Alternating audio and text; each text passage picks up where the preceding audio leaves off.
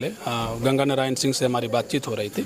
उन्होंने कहा कि हमारी लड़ाई जो है वो टार्जन जी से है और वो बसपा से चुनाव लड़ रहे हैं। आपको वो नहीं कहते हैं कि आप उनसे, हमारे साहब का तो नाम ऐसे भी पूरे झारखंड में, देश दुनिया में उनका एक नाम है, लेकिन जब आप उपचुनाव में जब जीत कर आए तो अब चूंकि अब 5 बरस के लिए चुनाव होने जा रहा है, जब उपचुनाव में आप लड़ रहे थे और जब अब लड़ रहे हैं तो क्या अंतर है कि भाई उसमें बड़ा आसान था और अभी राह मुश्किल लगा? जितना मैंने काम किया है मधुपुर विधानसभा क्षेत्र में, चाहे मंदिर का मामला हो, मस्जिद में का मामला हो, दरगाह का मामला हो, रोड का मामला हो, पुल का मामला हो, वो रिकॉर्ड है। मधुपुर में जब आप ये बता रहे हैं, गिना रहे हैं कि भाई इतना काम हुआ, लेकिन एक जो मुख्य रूप से मुद्दा और आम लोगों से जब हम बातचीत कर रहे थे तो लोगों ने कहा कि भाई मधुपुर जो है एक जिले के तौर पर होना चाहिए था। यहाँ सब कुछ संसाधन है, आपके हाजी साहब भी इसको लेकर लगातार मुखर रहे कि भाई होना चाहिए, यहाँ तक कि राज परिवार हो या यहाँ से जो भी विधायक रहे हों। आपने कोई प्रयास किया? चूँकि 2021 में जब उपचुनाव हुए उसके बाद से एक समय आपका भी गुजरा है। मधुपुर की मांग हमेशा से रही है कि भाई जिला बना दीजिए, देवघर एकदम अलग हो जाता है। मैनिफेस्टो को लेकर ये भी सवाल रहता है कि भाई मैनिफेस्टो को लेकर काम नहीं की है आपकी सरकार ने, चाहे वो रोजगार का मसला। नमस्कार, आप देख रहे हैं समाधान कब तक। हमारी चुनावी यात्रा इस वक्त मधुपुर विधानसभा में है। आप अलग अलग जगहों से तस्वीर देख रहे होंगे।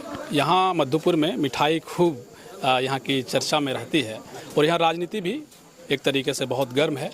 हफीजुल साहब हमारे साथ मौजूद हैं, मंत्री जी। आपके क्षेत्र में जब हम बहुत जगह जा रहे हैं तो कह रहे हैं कि भाई मंत्री जी काम किए हैं, लेकिन इस बार फाइट बहुत ज़बरदस्त है। कोई ज़बरदस्त नहीं है। कहाँ फाइट देख लिया? कहाँ देखे फाइट? फाइट मीन्स राजनीतिक रूप से जो चीज़ें घटेंगी। आपके ठीक सामने गंगा नारायण सिंह हैं। जब उपचुनाव हुए तो जो वोट का मार्जिन था वो बहुत कम था। 14 ठो है जी, सिर्फ गंगा नहीं है और सारे लोग हैं।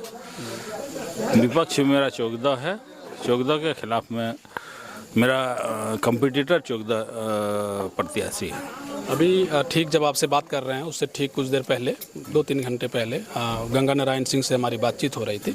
उन्होंने कहा कि हमारी लड़ाई जो है वो टार्जन जी से है और वो बसपा से चुनाव लड़ रहे हैं। आपको वो नहीं कहते हैं कि आप उनसे, हमारी लड़ाई? बढ़िया, बहुत बढ़िया बात है। तो बहुत अच्छे बात बोले। 15 में सब जाति के लोग, ठीक है। और झारखंड मुक्ति मोर्चा जाति का राजनीतिक नहीं करता, बीजेपी जाति का राजनीति करता। कटेंगे और बटेंगे तो कटेंगे, किसका नारा है? बीजेपी का नारा है, हम लोग का नारा नहीं है। हम लोग तो मधुपुर में मोहब्बत का पैगाम भेजते हैं और वही फैलाते हैं। मेरे वालिद साहब यहाँ 4 बार विधायक रहे, 4 बार मंत्री रहे। मधुपुर को उन्होंने एक बाग जैसे बाग माली के द्वारा बाग बनाया जाता, उसी तरह मधुपुर को अपना बाग बना के रखें और हम लोग सभी उनके माली हैं।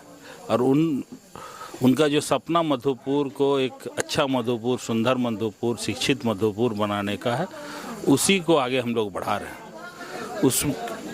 इस टीम में सारे लोग हैं, हाजी साहब के चाहने वाले, मानने वाले, उनके आदर्श में चलने वाले। और उसका मेरा अभी सभी लोगों ने, गुरुजी ने आशीर्वाद दिया और मुझे कैप्टन बनाया।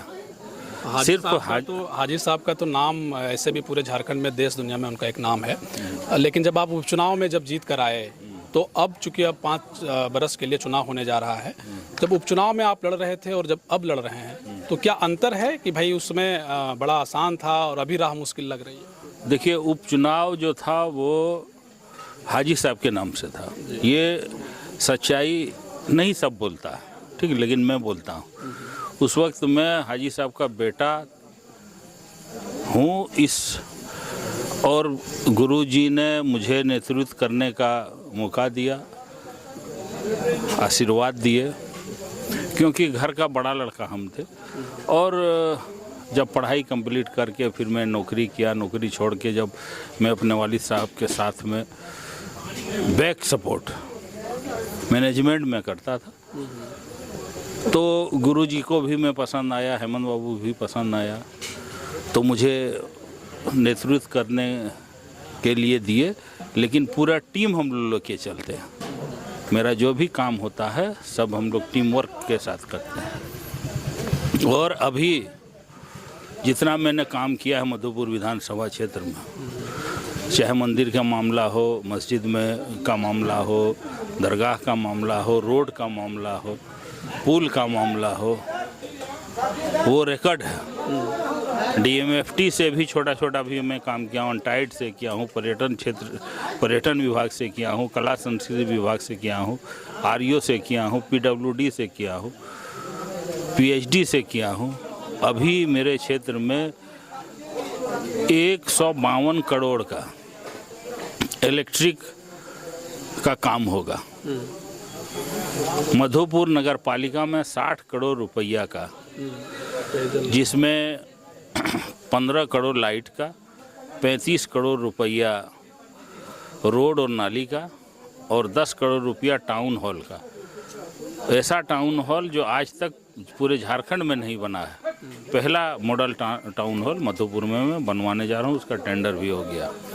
एक तो मधुपुर में जब आप ये बता रहे हैं, गिना रहे हैं कि भाई इतना काम हुआ, लेकिन एक जो मुख्य रूप से मुद्दा और आम लोगों से जब हम बातचीत कर रहे थे तो लोगों ने कहा कि भाई मधुपुर जो है एक ज़िले के तौर पर होना चाहिए था। यहाँ सब कुछ संसाधन है। आपके हाजी साहब भी इसको लेकर लगातार मुखर रहे कि भाई होना चाहिए, यहाँ तक कि राज परिवार हो या यहाँ से जो भी विधायक रहे हों। आपने कोई प्रयास किया? चूँकि 2021 में जब उपचुनाव हुए उसके बाद से एक समय आपका भी गुजरा है। मधुपुर की मांग हमेशा से रही है कि भाई जिला बना दीजिए, देवघर एकदम अलग हो जाता है। सुनिए, जिला बनाने का मांग सिर्फ इलेक्शन के टाइम में उठता है। अच्छा। उसके बाद फिर ये पेंडिंग में पड़ जाता है। जिला सिर्फ 1 या 2 प्रखंड से नहीं, पालोजोरी, सारठ, वहाँ के लोगों का मन नहीं है कि मधुपुर जिला बने। वहाँ से कोई आवाज़ नहीं उठा। तो जब तक 5 प्रखंड से आवाज़ नहीं उठेगी तब तक जिला बनना मुश्किल है। मैं उसके लिए तैयार हूँ और मैं मुख्यमंत्री साहब से बात भी इस सिलसिले में किया हूँ और मुख्यमंत्री साहब ने बोले भी हैं कि अगर 25वां जिला कोई बनेगा तो मधुपुर बनेगा।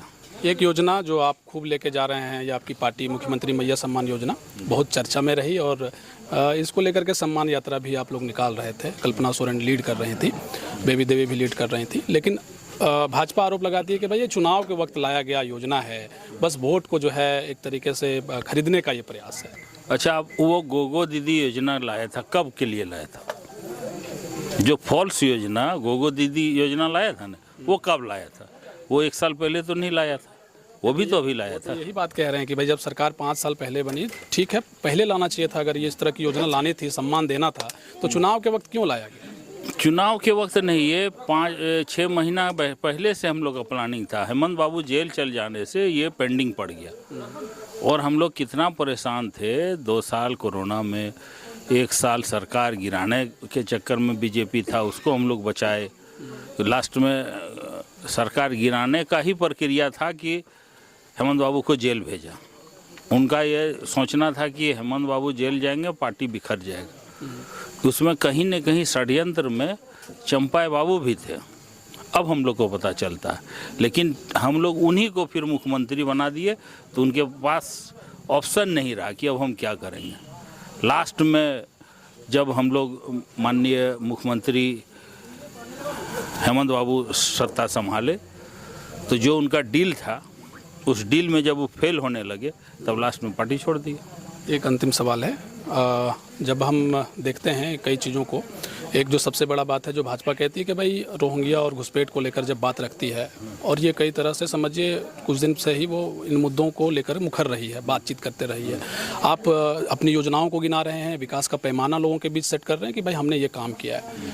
तो भाजपा का जो मुद्दा है और आप जिन मुद्दों के साथ जा रहे हैं, या आपके विकास के जो पैमाने के साथ लोग जा रहे हैं, तो ज़्यादा विश्वास जनता किस पर कर पा रही है, ये आपकी नज़र में क्या? देखिए, ये झारखंड है, ये संघर्ष का धरती है। आपको पता होना चाहिए, आज़ादी का पहला बिगुल संथाल विद्रोह झारखंड के संथाल परगना से हुआ था। आज़ादी का पूरे देश में पहला विद्रोह जो हुआ था वो झारखंड के संथाल परगना से हुआ था। और मोदी जी का बात नहीं मानने का जो, और उनके सामने घुटने नहीं टेकने का जो श्रेय जाता है माननीय हेमंत सोरेन जी का, जो शेर का बेटा है। शेर का बेटा शेर ही होता है। बहुत टॉर्चर किया, लेकिन मोदी जी के सामने सब झुक गया। नीतीश कुमार झुक गया, अजीत पवार झुक गया, और बहुत सारे ऐसे उदाहरण हैं। हरियाणा में, इधर उधर से बहुत जगह है। लेकिन ये और प्रदेशों से ये प्रदेश भिन्न है। यहाँ नफ़रत नहीं चलेगा। यहाँ का इतिहास बहुत पुराना है। यहाँ मोहब्बत चलेगा, नफ़रत नहीं चलेगा। और जो भी वो बोल रहे हैं, अभी तो मैनिफेस्टो जो वो लागू किए हैं वो हम लोग को बेनिफिट वाला मैनिफेस्टो है। जो जो चीज़ वो दिए हैं उसमें एनआरसी आप लागू आसाम में नहीं किए हैं और कोई भी प्रदेश में नहीं किए हैं, यहाँ आप कीजिएगा। उससे तो हम लोग को और जागरूक कर रहे हैं। मैनिफेस्टो को लेकर ये भी सवाल रहता है कि भाई मैनिफेस्टो को लेकर काम नहीं की आपकी सरकार ने, चाहे वो रोजगार का मसला। बहुत सारा काम किए हैं, बहुत नहीं किए हैं। मैनिफेस्टो सारा काम, मेरा नीयत खराब नहीं है, समय नहीं मिला, संयोग ये हुआ। बीजेपी तो और मैनिफेस्टो निकाला, वो क्या ठोक किया कंप्लीट, बताइए। और हम लोग तो सब जनता सब जान रही है कि किस परिस्थिति में हेमंत सोरेन हमको नौकरी नहीं दे सका, हमको रोजगार नहीं दे सका, वो सब जान रही जनता। यहाँ बरगलाने वाला नहीं है। और हेमंत बिस्वा जिस तरह का बयान दे रहे हैं वो हमको लगता है कि वो ठेका लेके आए कि बीजेपी को हम यहाँ से डुबा के जाएंगे। जातीय समीकरण होता है राजनीति में या विकास का पैमाना होना चाहिए? क्या मतलब जिस तरीके से समीकरण उत्तर भारत के लीजिए, भारत में राजनीति बिना जातिगत आधार पर नहीं होता है, जातियों में, धर्म में बांटने का प्रयास होता है। ये एक तरीके से सभी नेताओं पर ये चीज़ है कि भाई आप इसको किस दिशा में ले जा रहे हैं। साथ जितने भी चले हैं, और मेरा बैकग्राउंड भी देखिएगा, जातिगत में खुद मैं अपना पर्सनल बात करता हूँ। और झारखंड मुक्ति मोर्चा का वो कभी जाति विशेष का राजनीति नहीं किया, वो कभी भी जाति बांटने का काम नहीं किया। वो सबको ले करके, क्योंकि मेरा पार्टी है गरीब का, हम लोग गरीब जाति का, मेरा पास दो जाति है, एक अमीर जाति, एक गरीब जाति है। तो हम लोग गरीब जाति में आते हैं, इसमें सब जात हैं। अमीर जात हैं वो बीजेपी तरफ है, घोटेलाबाज है वो बीजेपी तरफ।